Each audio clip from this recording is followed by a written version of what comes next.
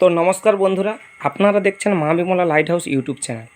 তো আজকে আমি তোমাদের সামনে যে ভিডিওটি নিয়ে এসেছি সেটি হচ্ছে যে পিক্সেল বোর্ডগুলি যে হয় সেই বোর্ডগুলি কিভাবে রিপেয়ারিং করা হয় তার উপরে আমি একটি মূলত ভিডিও দিচ্ছি তোমাদের সামনে।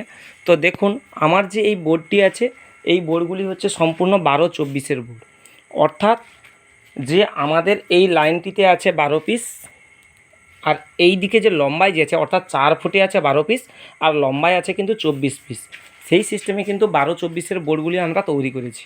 তো এই বোর্ডটিকে, যেহেতু এগুলি আমার পুরানো বোর্ড, পুজো সামনে এসছে, তাই বোর্ডগুলি আমার রিপেয়ারিংয়ের কাজ চলছে।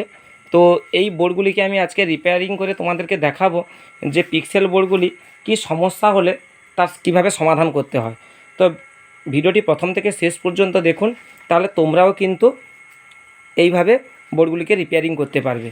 তো দেখুন, আমি প্রথমে একটি এসএমপিএস নিয়েছি, এইরকম একটি এসএমপিএস নিয়েছি।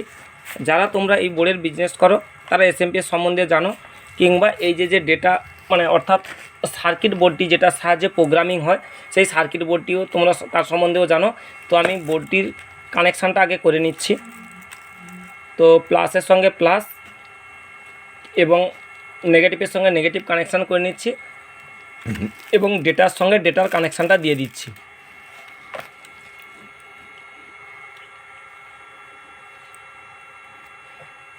আমার কিন্তু কানেকশান দেওয়া হয়ে গেছে। দেখুন বন্ধুরা, যে বোর্ডটা কিন্তু ভালো করে লক্ষ্য করুন, তাহলে তোমরা বুঝতে পারবে যে বোর্ডটা লক্ষ্য করে দেখুন যে কতটা পরিমাণে জ্বলছে।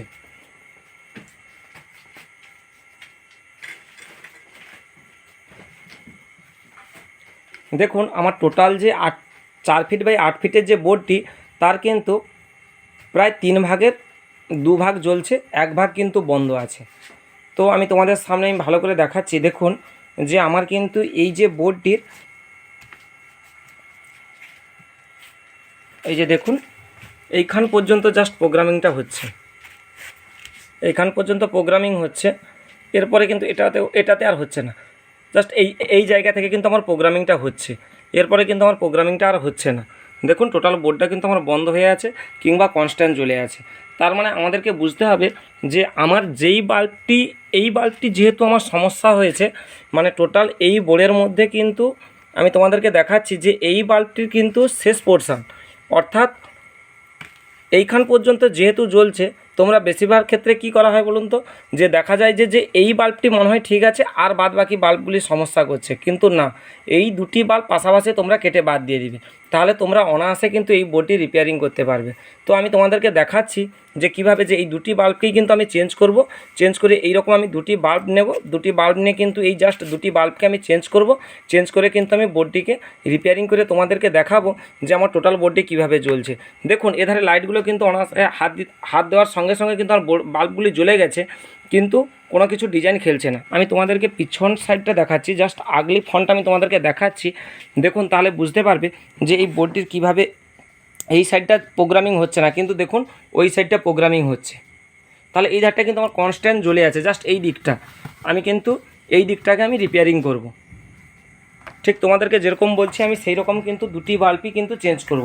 তাতে দেখুন আমার বোর্ডটি কিন্তু অনায়াসে জ্বলে যাবে। তো দেখতে থাকুন। দেখুন বন্ধুরা, আমি কিন্তু এই যে বাল্বটিকে চেঞ্জ করে দিয়েছি, দিয়ে কিন্তু আমি সোল্ডারিং করে নিচ্ছি। এইবারে সোল্ডারিং করে নেওয়ার ফলে আমি তোমাদেরকে দেখাচ্ছি যে আমার কিন্তু টোটাল বোর্ডটি কিন্তু জ্বলতে থাকবে। দেখুন, আমার এই বাল্বটি এইটাই কিন্তু সমস্যা হয়েছিল, তাই এটা কিন্তু আমি কেটে বাদ দিয়ে দিয়েছি এবং এটাকে আমি সোল্ডারিং করে নিচ্ছি।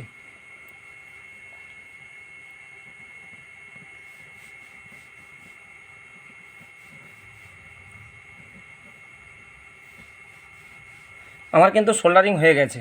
তো এবারে আমি তোমাদেরকে দেখাচ্ছি যে এইখানে যে তিনটি তার আছে এগুলি কিন্তু ডাইরেক্ট হয়ে যাবে, তাই আমরা কি করব না, ব্লু গান আঠা দিয়ে এটাকে আমি সেট করে নেব। তো আমি কিন্তু এইবারে আমি ব্লু গান আঠা দিয়ে এটাকে আমি সেট করে নিচ্ছি, যাতে কোথাও ডাইরেক্ট না হয়ে যায়, অর্থাৎ প্লাস মাইনাস এবং ডেটা লাইনটা যাতে পারস্পরিক আলাদা থাকে, তার জন্য কিন্তু আমি এটাকে করে নিচ্ছি, ব্লু গান আঠা দিয়ে এটাকে সেপারেট করে নিচ্ছি, অর্থাৎ সেফটি করে নিচ্ছি গো এটাতে। তো এইবারে দেখুন আমার টোটাল কিন্তু পুরো বোর্ডটা জ্বলতে শুরু করেছে। আমি তোমাদেরকে দেখাচ্ছি লাইটটা অফ করে। দেখুন আমার পুরো বোর্ডটা কিন্তু জ্বলছে। তাহলে তোমরাও কিন্তু অনায়াসে এইভাবে বোর্ডগুলি রিপেয়ারিং করতে পারবে। বেশিরভাগ ক্ষেত্রে কী করে যেগুলি হচ্ছে যে টোটাল বাল্বগুলিকে চেঞ্জ করে দেয়, বাল্বগুলি চেঞ্জ করার কোনো প্রয়োজন নেই।